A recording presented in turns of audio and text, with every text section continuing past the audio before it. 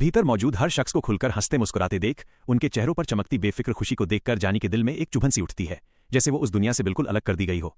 इसी दौरान उसका सबसे करीबी दोस्त विक्रम धीरे से कहता है, कल मेरा भी बदलाव वाला ऑपरेशन है, कल से मैं भी महल में रहूंगा। ये सुनकर जानी की आंखों में एक पल को सब धुंधला पड़ जाता है। उसे लगता है जैसे उसका दिल सिकुड़ गया हो। गुस्सा, दुख, जलन सब एक साथ उमड़ आते हैं। वो मन ही मन चाहती है काश वो भी तुरंत 18 साल की होकर उसी दुनिया का हिस्सा बन सके। जानी की बेचैनी देखकर विक्रम तुरंत उसका हाथ पकड़ लेता है। मैं वादा करता हूं, वो मुस्कुराकर कहता है, जब तुम भी महल आओगी हमेशा की तरह हम साथ रहेंगे, कभी नहीं बदलेंगे। दोनों अपनी छोटी सी दोस्ती की कसम को याद करते हैं, एक ऐसा निशान जिसे उन्होंने कभी न मिटने देने का वादा किया था। कुछ ही समय बाद बदलाव समारोह शुरू होता है। हवा में उत्साह दौड़ रहा था। उच्च तकनीक वाली रोशनियों के बीच वैज्ञानिक डॉक्टर श्वेत होलोग्राम में प्रकट होते हैं। उनका शांत स्थिर स्वर चुने हुए लोगों को आशीर्वाद देता है और दूसरों को धैर्य रखने के लिए कहता है। भीड़ खुशी से झूम उठती है। तालियों की आवाज दीवारों से टकराकर लौटती रहती है। बस लीना वो अकेली थी जिसकी आंखों में इस चमकदार दुनिया के लिए जरा भी उत्साह नहीं था। विक्रम और जानी धीरे धीरे एक दूसरे से विदा लेते हैं। अलविदा कहते हुए दोनों की आंखें बार बार भर आती हैं। वे तय करते हैं 1 महीने बाद अपने पुराने गुप्त ठिकाने उस पुल के नीचे मिलेंगे। इसके बाद जानी हर दिन खुद को तैयार करने लगती है। वो अपने शरीर के आंकड़े सुधारती, नई तकनीकें सीखती और समझती कि ये बदलाव इंसानों के लिए क्यों जरूरी हो गया था।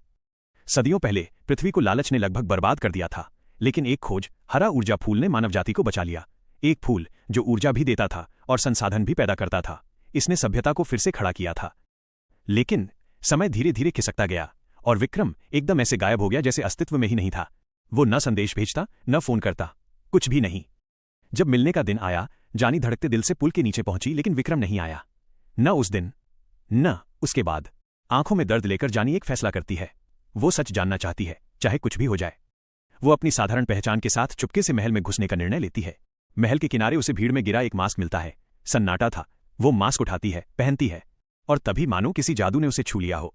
एक तेज चमक और अगले ही पल जानी एक खूबसूरत गाउन पहने दमकती हुई राजकुमारी जैसी दिखने लगती है। वो सांस संभालती है और महल के अंदर कदम रखती है।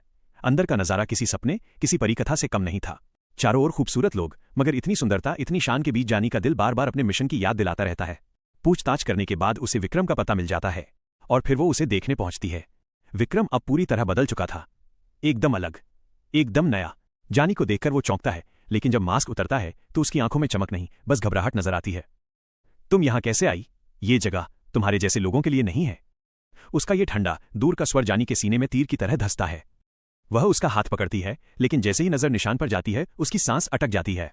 उनकी दोस्ती का वो निशान पूरी तरह मिट चुका था। ये उसके लिए साफ धोखा था। लेकिन विक्रम कुछ भी नहीं समझाता, बस कहता है, जब तुम भी ऑपरेशन करा लोगी तब सब समझ जाओगी। जानी अभी कुछ कह ही रही थी कि अचानक एक तेज अलार्म